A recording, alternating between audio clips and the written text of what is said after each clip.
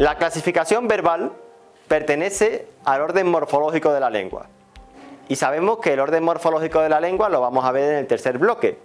Pero en este tipo de preguntas sí se evalúa el razonamiento verbal, por lo que se justifica que encontremos en esta unidad un poco el trabajo teórico acerca de este tipo de preguntas. ¿A qué nos referimos exactamente con clasificación verbal? Bueno, la clasificación verbal se refiere a que existen palabras que tienen diversas características especiales comunes y que cumplen con un rol concreto a nivel paradigmático dentro de los textos. En un examen o en una prueba, las preguntas que se presentan en esta parte evalúan la habilidad de la persona para determinar qué palabra en un conjunto de palabras no pertenece a ese conjunto. Por eso, tradicionalmente también se le ha denominado a esta categoría como término excluido. Término excluido, clasificación verbal, digamos que es lo mismo.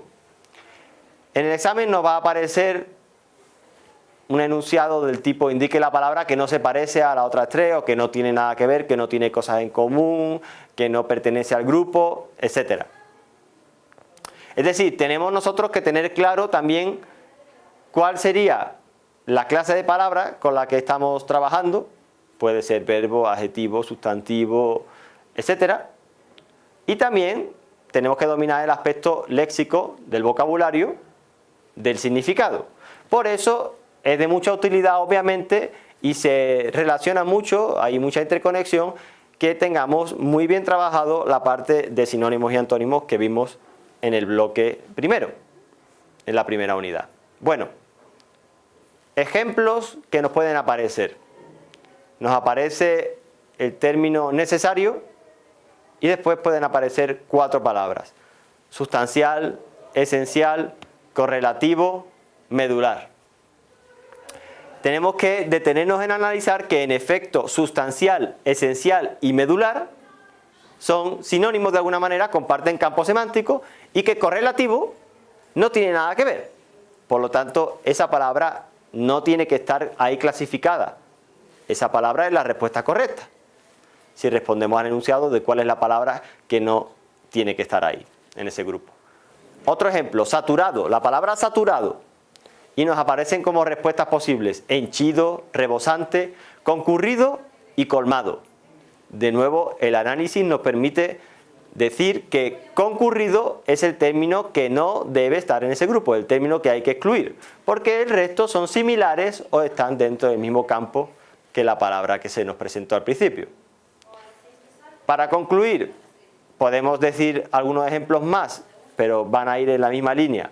Contraer, y las opciones son apretar, estrechar, confinar, achicar. Bueno, pues confinar, aunque está un poco relacionado con contraer, puesto que confinar en un espacio significa reducir en un espacio, pero si ajustamos bastante nuestra respuesta, vemos que apretar, estrechar y achicar están mucho más, digamos, mucho más cerca, mucho más ajustados de lo que es la palabra contraer, con lo cual el término excluido va a ser confinar. Y a veces nos va a costar un poco más verlo, pero tenemos que poner en marcha nuestra destreza de razonamiento. Y por último, si nos aparece la palabra inquietud, podemos tener como opciones angustia, pánico, recelo, sospechoso. Claramente sospechoso es la respuesta correcta, porque sospechoso, a diferencia del resto de las palabras, es un adjetivo. Y el resto de las palabras que se nos ofrecían eran sustantivos: angustia, pánico, recelo. Entonces nosotros también podemos identificar qué término no corresponde, no solo por el significado, sino porque no pertenezca a ese grupo. En este caso, por ejemplo, un adjetivo frente a 3 sustantivos. Bien, ¿qué problemas y qué consejos les puedo dar para resolver adecuadamente y para desarrollar esta destreza de razonamiento de una forma clara? La misma que en las ocasiones anteriores. Al igual que con la selección lógica, con las analogías, al tratarse de esos procesos de inferencia y de razonamiento, tenemos que usar nuestro sentido común y nuestra intuición. Y estar seguros y también tener una respuesta anticipada ante lo que vaya a venir. Si no tenemos una respuesta y nos encontramos con las respuestas que se nos ofrecen, puede ser que nos distraigan, que nos confundan y que al final nos equivoquemos.